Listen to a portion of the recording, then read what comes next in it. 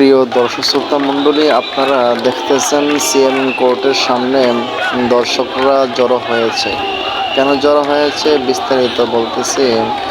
প্রধানমন্ত্রীর সাবেক উপদেষ্টা সালমান এফ রহমান ও সাবেক আইনমন্ত্রী আনিসুল হক ওনাদেরকে গতকালকে নিউ মার্কেটের একটি মামলায় সদরঘাট থেকে নৌপথে তারা পালিয়ে যাওয়ার সময় তাদেরকে গ্রেফতার করছে পুলিশ।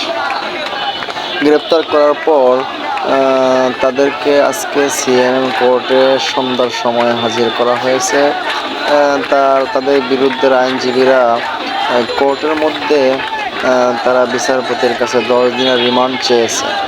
কিন্তু দুঃখের বিষয় হলো, এত বড় একটা দল যেখানে তাদের পক্ষে কোনো আইনজীবী কোর্টের মধ্যে দাঁড়ায়নি, এই কারণে বিচারপতি একতরফা 10 দিনের রিমান্ড মঞ্জুর করে দিয়েছেন।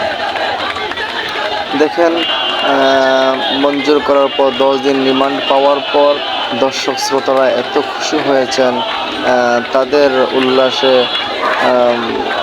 দর্শক মাতোহারা হয়ে কেউ ঝাড়ু নিয়ে চলে আসছেন, কেউ জুতা নিয়ে চলে আসছেন, কেউ আবার তাদেরকে ডিম নিক্ষেপ করতেছেন এবং তাদের উল্লাসে ভরপুর। তারা ভুয়া ভুয়া করে স্লোগান দিচ্ছেন। তারা কেউ কেউ বলতেছেন যে দীর্ঘ 16 বৎসর আমাদেরকে অনেক হয়রানি করেছেন, আমাদেরকে অতি কষ্ট দিয়েছেন।